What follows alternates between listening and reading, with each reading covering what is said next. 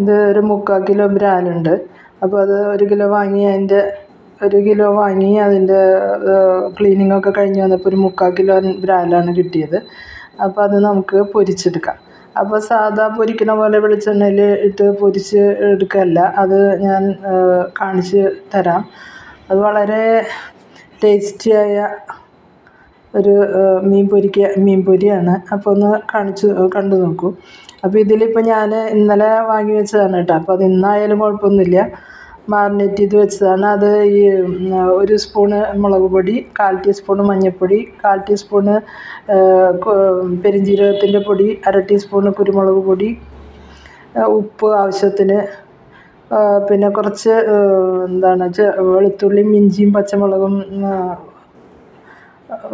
ക്രീമാക്കിയെടുത്തത്, അതൊക്കെ കൂടി ചേർത്ത് മാറിനേറ്റ് ചെയ്ത് വെച്ചതാണ്.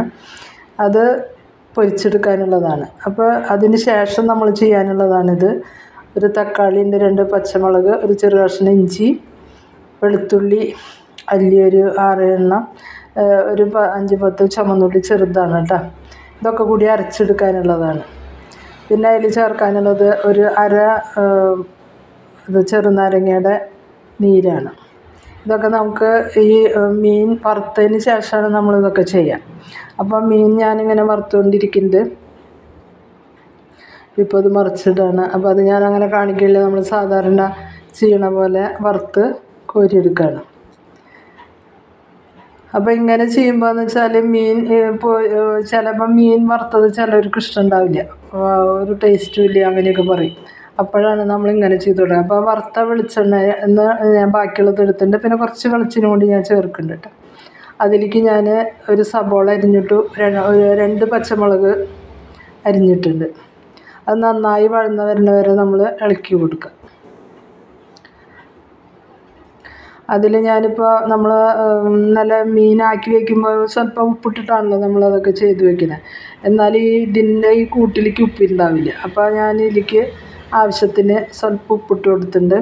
അപ്പോൾ ഈ സവോള വേഗം ആയി വരും ചെയ്യും.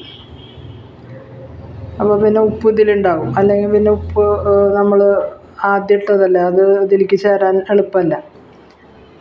അപ്പോൾ സവോള ആയി വന്നിട്ടുണ്ട്. ഇനി നമുക്കതിലേക്ക് ഈ അരച്ച് വെച്ചത് നമുക്ക് ഒഴിച്ചു കൊടുക്കാം.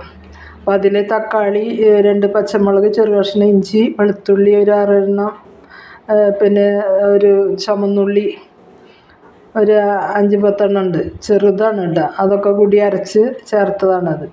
ഇത് പച്ചമണം ഉണ്ടാവും ഇതിന്, ഈ വെളുത്തുള്ളിക്കുള്ള കാരണം. അതുകൊണ്ട് നന്നായി വെളിച്ചെണ്ണ നന്നായി തെളിഞ്ഞ് വരെ നമ്മൾ നന്നായി ഇളക്കി കൊടുക്കണം. അങ്ങനെ ആയി വന്നപ്പോൾ ഞാൻ അതിലേക്ക് വേപ്പിലിട്ട് കൊടുത്തിട്ടുണ്ട്.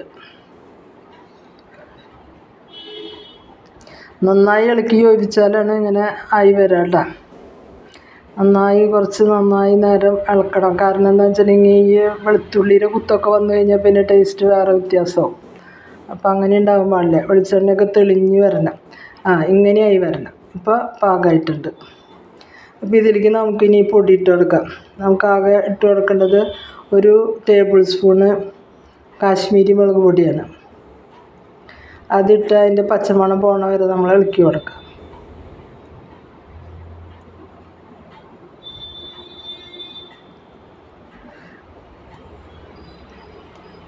അതിന് ശേഷം നമ്മൾ പിഴിഞ്ഞ് വെച്ചിട്ടുള്ള ചെറുനാരങ്ങ നീര് ഒഴിച്ചു കൊടുക്കാം. ഒരു 1/2 ചെറുനാരങ്ങയുടെ നീരാണ്. എന്നിട്ട് ഇതിൽ ഉപ്പ് പാകമാണോ എന്നൊക്കെ നമ്മൾ നോക്കണം. ഞാൻ ഇട്ടിട്ടുണ്ട് ഉപ്പ്, എന്നാലും നമ്മളിട്ടത് ശരിയാണോ എന്ന് നോക്കാം. പിന്നെ നമ്മൾ ഈ മീൻ വറുത്തത് ഇട്ട് കൊടുത്ത് നമ്മൾ യോജിപ്പിക്കുക. ഒരു ചെറുതീയിലിട്ട് 1 സെക്കൻഡ് ഇളക്കി കൊടുത്ത് യോജിപ്പിച്ചതിന് ശേഷം നമ്മൾ വെക്കണം. അതിൽ ആ മുളകൊന്ന് പിടിക്കാൻ വേണ്ടിയിട്ട്. വളരെ സൂപ്പറായിട്ടുള്ള പൊരിച്ചെടുത്ത മീനാണ്. അപ്പോൾ നിങ്ങൾ ഒരിക്കലെങ്കിലും ഇങ്ങനെ ഉണ്ടാക്കി നോക്കുക. അങ്ങനെ ഉണ്ടാക്കുമ്പോൾ മീൻ വറുത്തത് തിന്നാത്ത ഏതാളും ഇത് കഴിച്ചു. അപ്പോൾ ഇത് മാത്രം മതി നമുക്ക് ഊണ് കഴിക്കാനായിട്ട്. പിന്നെ എന്തെങ്കിലും ഒരു തൈരോ അല്ലെങ്കിൽ ഒരു രസമോ എന്തെങ്കിലും മതി. അപ്പോൾ നിങ്ങൾ ഒരിക്കലെങ്കിലും ഉണ്ടാക്കി നോക്കുക. നിങ്ങൾക്ക് ഇഷ്ടപ്പെട്ടാൽ ലൈക്ക് ചെയ്യുക, ഷെയർ ചെയ്യുക, സബ്സ്ക്രൈബ് ചെയ്യുക. Thank you. നാളെ വേറെ